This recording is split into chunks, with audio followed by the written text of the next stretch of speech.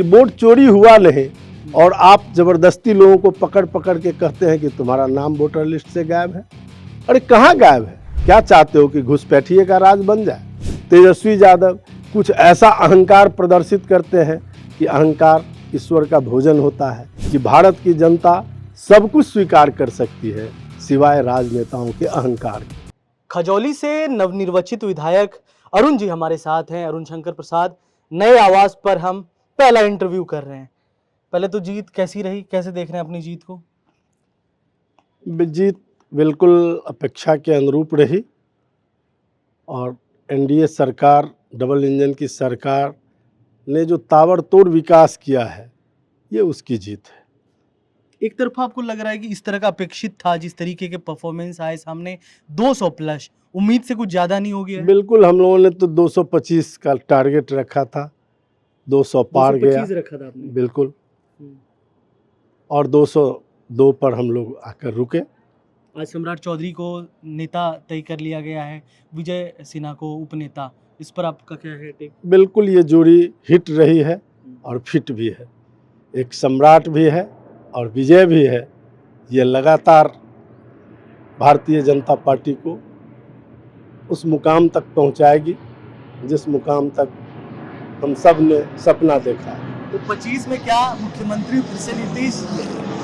अभी तो नीतीश जी ही फिर से मुख्यमंत्री होंगे, यही अभी तय है। और नीतीश जी के नेतृत्व में बिहार का विकास हुआ है, सर्वांगीण विकास हुआ है, हर क्षेत्र में विकास हुआ है। जो बिहार खंडहर में तब्दील था, उस बिहार को खंडहर से निकालकर इमारत पर इमारत गढ़ देने का काम आदरणीय नीतीश कुमार और आदरणीय यशस्वी प्रधानमंत्री नरेंद्र मोदी जी के नेतृत्व में हुआ है। आज 2 एम्स बिहार के अंदर खुल रहा है, दूसरा भी दरभंगा में मखाना अनुसंधान केंद्र। आप खुद उसी क्षेत्र से आते हैं, बिल्कुल, जिसकी आप मिथिला को तो और अधिक सब कुछ दिया है प्रधानमंत्री जी ने। इस बार खासा फोकस था, अगर प्रधानमंत्री की बात करें, हर भाषण में मिथिला का जिक्र, मैथिल चीजों का जिक्र, संस्कृति का जिक्र, तो कुछ ज्यादा मिथिला लगाव नहीं देखने मिला इस बार? तो बिल्कुल उसी प्रकार से मिथिला ने रिटर्न भी दिया है प्रधानमंत्री जी और मुख्यमंत्री जी को सीट के माध्यम से। शिवहर सीतामढ़ी से चलिए तो आप चले जाइए मधुबनी, समस्तीपुर, दरभंगा, सब जगह किसी किसी जिले ने तो पूरी की पूरी सीट उड़ेल दी है। और कुल मिलाकर आप देखिएगा तो 90% से अधिक स्ट्राइक रेट मिथिला का है। तो ये एक बड़ी बात है और मिथिला को दिया भी है उन्होंने सब प्रकार से, हवाई अड्डा से लेकर मखाना अनुसंधान सवाल पूछना सर जरूरी है, क्योंकि आप खुद चुनकर आए। क्या इस बार महिलाओं ने एक तरफा वोट दे दिया, कुछ नहीं सोचा? मतलब महिलाओं का जो पूरा वोट था, MY यानी कि महिला और यूथ, वो एक तरफा आप लोगों की तरफ आए, यानी कि एनडीए की तरफ आए? देखिए, किसी भी समाज का विकास तब तक अधूरा रहता है जब तक दोनों पहिए तेज गति से नहीं चलता है। और बिहार इसीलिए पीछे था, बहुत ज़्यादा पीछे था, कि सिर्फ पुरुष काम करते थे और महिलाओं को घर में बंधक बना दिया जाता था। आज महिला सशक्तिकरण का काम हुआ है। महिला को 50% आरक्षण दिया इस सरकार ने। महिला के लिए चिंता किया, बेटियों को साइकिल, पोशाक देकर उसे पढ़ने के लिए प्रोत्साहित किया।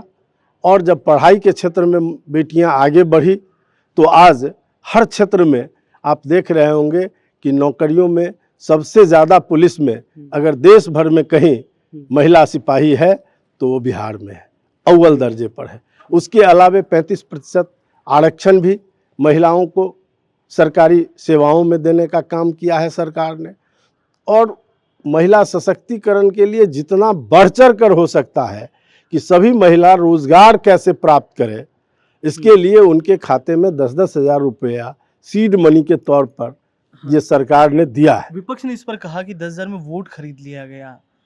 विपक्ष के पास कोई मुद्दा नहीं है और विपक्ष को जब अवसर मिला तो इस बिहार को लूटने के सिवा कुछ किया नहीं। यहाँ के लोग कराहते रहे, पिटते रहे, लूटते रहे, चीखते रहे, कोई सुनने वाला नहीं होता था और अपराधी शरण लेता था मुख्यमंत्री आवास में। ये कोई छुपी हुई बात नहीं है। बेटी की शादी मुख्यमंत्री का हो तो शोरूम का ताला टूट जाता था। ये बिहार था। और आज बिहार में कानून व्यवस्था बनी हुई है, लॉ एंड ऑर्डर बना हुआ है, सड़कों का जाल बिछा है, बिजली घर घर पहुंच गई है, आधारभूत संरचना पूरी तरह से दुरुस्त हुआ है और अब उद्योग भी बिहार में आकर्षित हो रहा है। आप बिहटा में देखिएगा बिस्कुट का कारखाना लग गया, बेगूसराय में पेप्सी और बॉटलिंग प्लांट जो है उत्तर भारत का सबसे ज़्यादा है। ये 5 साल बिहार का नाम दुनिया में और देश में रोशन होगा। ये वो 5 साल है जहां 1 करोड़ युवाओं को रोजगार देने की बात सरकार ने की है, उस पर काम हो रहा है। जहां उद्योग फ्रांस के औद्योगिक क्रांति के तर्ज पर आज 1 रुपया में 25 एकड़ ज़मीन उद्योगपतियों को दिया जा रहा है। 1 रुपया में 10 एकड़ ज़मीन छोटे उद्योगपतियों को दिया जा रहा है कि आप आएं और उद्योग लगाएं और आए और उद्योग लगाएं। और ये एक अवसर मिला है और उस अवसर का लाभ पूरे देश के और दुनिया के उद्योगपति। अंतिम सवाल ले लेते हैं कि विपक्ष को क्यों नकार दिया बिहार ने इस बार?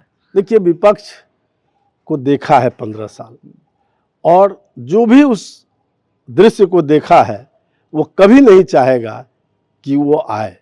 और आपने देखा है कि अपरिपक्व विपक्ष है, कैसे राहुल गांधी किस प्रकार का एक्ट करते हैं, अपनी ही बातों से लोगों को नाराज कर देते हैं। तेजस्वी यादव कुछ ऐसा अहंकार प्रदर्शित करते हैं कि अहंकार ईश्वर का भोजन होता है और ईश्वर माने जनता, जनता जनार्दन ही ईश्वर है। तो स्वाभाविक है कि वो कभी, और हमारे लाल कृष्ण आडवाणी जी गृह मंत्री जब थे तो उन्होंने एक बड़ी बात कही थी कि भारत की जनता सब कुछ स्वीकार कर सकती है सिवाय राजनेताओं के अहंकार के।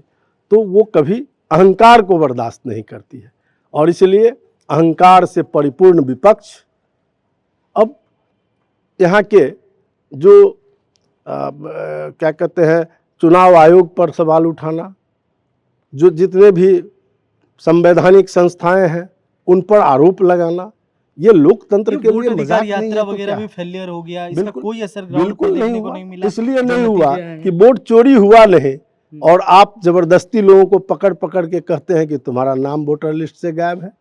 अरे कहाँ गायब है? क्या चाहते हो कि घुसपैठिए का राज बन जाए?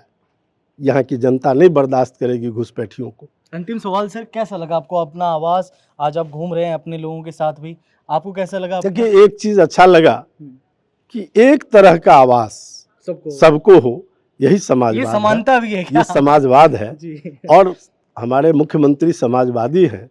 उनकी सोच आज भी जो भारतीय समाजवाद है उसके प्रति उतना ही कमिटमेंट है उनका और इसलिए उनका सपना था कि एक तरह का आवास हो, जो जीत कर आए उसको फिर तलाशना न पड़े कि हमको किस आवास में रहना है। और आसपास जो हारेगा वो खाली करेगा, जो जीत के आएगा उसमें आवासित और होगा। सब साथ रहेंगे सर, कम्युनिकेशन में भी ठीक रहेगा। आप वहाँ के विधायक हैं तो आपको अपने क्षेत्र के लोगों की बिल्कुल मदद करने में भी आसानी बिल्कुल हो एक जाएगी। दूसरे का सहयोग, एक दूसरे से सहयोग लेना देने में भी सहूलियत होगी, क्योंकि जो नए सदस्य आते हैं उनको कई बातें समझनी पड़ती है पुराने सदस्यों से या ऑफिस से। तो इसलिए एक साथ रहने पर बात बात में सीखने का अवसर मिलेगा। तो शुभकामनाएं सर आपको इस बिल्कुल, जीत के लिए। बिल्कुल। तो आप अरुण जी को सुन रहे थे, तमाम मुद्दों पर बातचीत की है, बिहार के हालिया घटनाक्रम पर भी बातचीत की है। आज की सबसे बड़ी खबर यह है कि सम्राट चौधरी को अपना नेता बीजेपी ने चुन लिया है, वहीं उपनेता के तौर पर विजय सिन्हा चुने गए हैं। ये दोनों बड़े नेताओं को स्पेस दी गई है। तो कुल मिलाकर बिहार में अब इंतजार किया जा रहा है शपथ ग्रहण का। वीडियो जर्नलिस्ट शुभम के साथ प्रेम कश्यप, एयर नाउ पटना, बिहार।